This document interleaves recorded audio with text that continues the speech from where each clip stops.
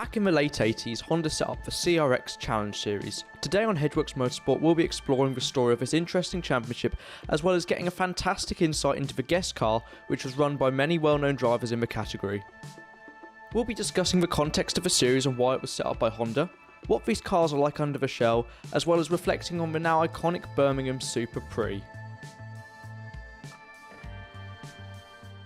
I'm Ken Adlard, and this is my CRX Challenge car.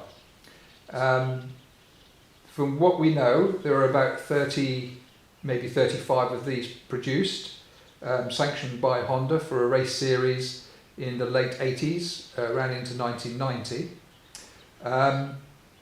And they are just a lot of fun. They're lovely little pocket rockets. They do go. They're 1600, non-VTEC, probably anywhere between 130, 140 horsepower, and weigh about 850 kilos. Okay, well, the idea of the series was dreamt up by Honda, who realised that their buying demographic was in the mid-50s, and they had effectively a sports coupe, which was a lot quicker than the fast Fords of the day, the RSs and the Escorts, and they basically took 30 plus cars.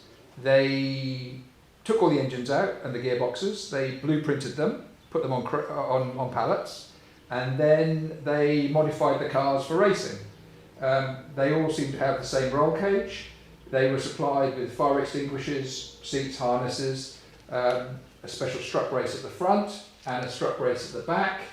The suspension was changed. They were supplied with the commotive wheels, as you can see on the car now, which are no longer available, but were standard for the race series. And they were sold back to likely clients, mostly through the Honda dealership, as race cars, and I believe about £9,500. And they put up quite a lot of prize money. I have heard that the prize fund was in the region of about £60,000, which was a lot of money in 1990 or 1998. Yeah, for sure. Obviously, it was a single make series, Yes. But tell us a little bit about this car in particular, because I found the history of it very interesting. Well, there's two parts to that story. One is how we got the car, and secondly, what we discovered when we got the car. So the first part of it is being a man of a certain age, away at work one night, looking through piston heads. I saw this car pop up on the internet for not a lot of money, and sent the link to my son, who this is about 11 o'clock at night. So in the morning, I give a ring about 7:30 and say, Jack, have you had a chance to look at that link about that car? It looks quite interesting. At which point he says, Dad, get off the phone. I'm using the sat-nav. You've bought it.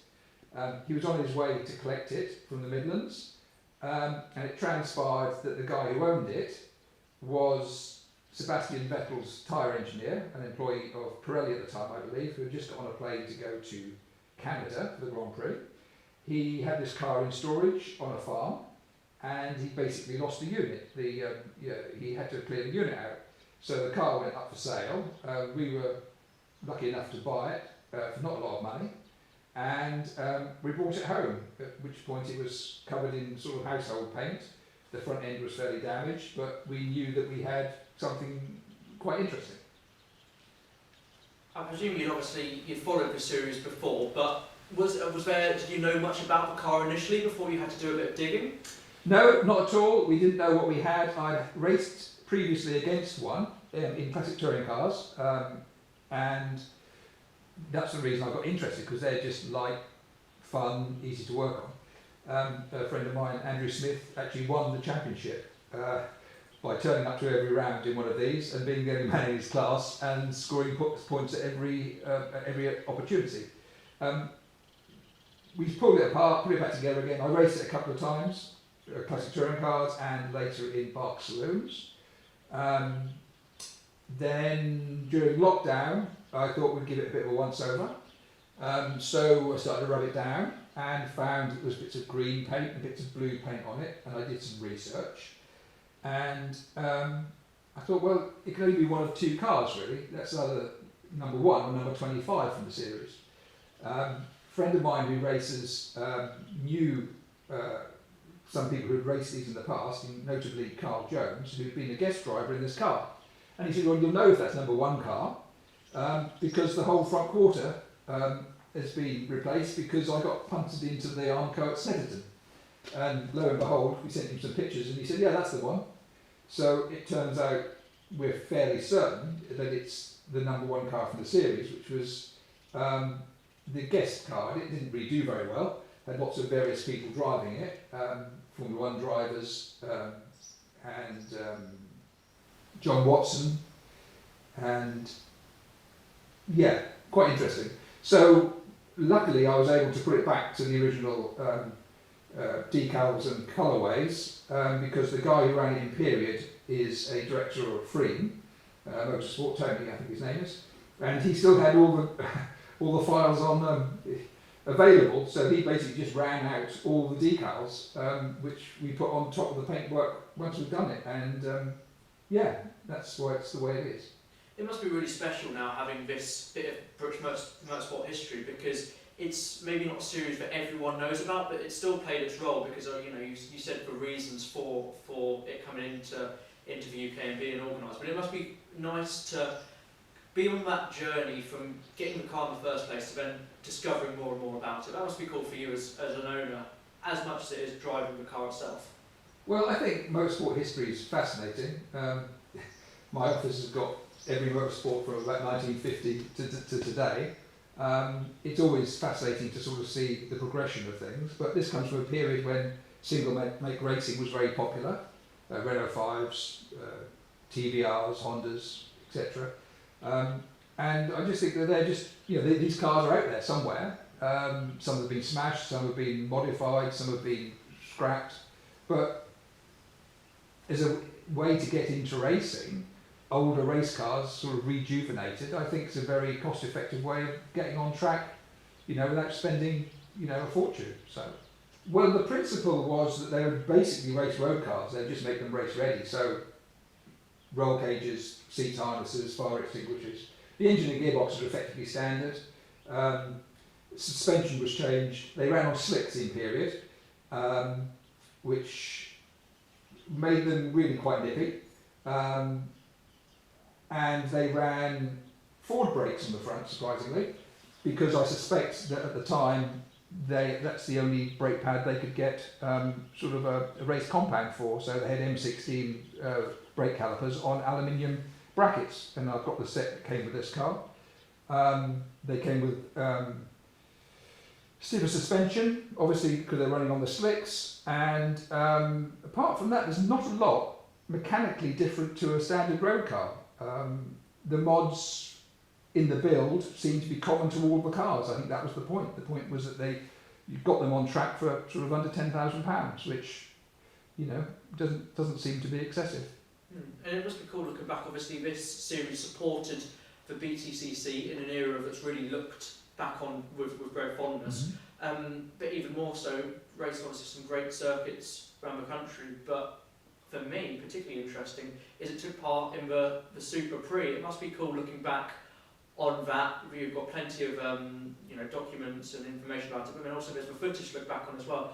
I mean, what a unique time in motorsport, because I couldn't particularly imagine your modern day BTCC and its supporting single make series racing around the streets of Birmingham now, could you? What a special time. I think even at the time, there were lots of hoops jumped through just to get racing on the roads, because obviously that's not something that in this country is a tradition. So that was a fairly unique thing to have done anyway. But yes, it's fascinating. Look at the videos on YouTube of these things racing. Bonkers, absolutely bonkers. They really worked. They didn't hold back. Okay, so under the bonnet, it's all pretty standard. We have a 1600 double overhead cam engine, non-VTEC. This is a D-series engine. Everything's fairly standard apart from the exhaust manifold, which is an upgrade. The strut braces here seem to be common to all of the cars that I've seen from the series. They're just a steel brace, a turret brace. But Apart from that, under the bonnet, it's pretty standard. Nothing, no mods, really. Even now, she's just a pretty bog standard car. Then moving on, you have the commoted wheels, which were part of the series.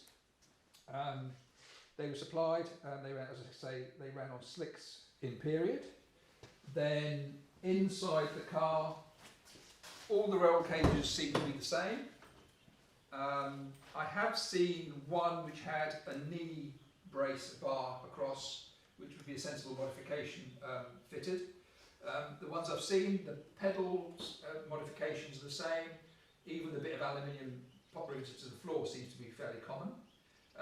The cage needs a little bit of mod because there was no spreader plates and it had basically been bolted down onto P38 body filler, and I've seen another couple which they did the same, but so that's been reinforced just to get through regs for, because obviously this has to go through MS UK scrutineering for racing. It does need a couple more jobs done to it, but yeah, there's not a lot which has changed really. That's about the size of it. There's a strut brace in the back, and we have a modern rain light because we have to. But apart from that, it's just basic, very basic. Seam welded. All the cars I've seen were seam welded. That obviously stiffens up the shells a little bit. I made one modification, which is to put in a swirl pot and a secondary fuel pump, because they do suffer from fuel surge when you get below half a tank. And it just means I haven't got to run a full tank of fuel all the time. But apart from that, yeah, no particular performance enhancements.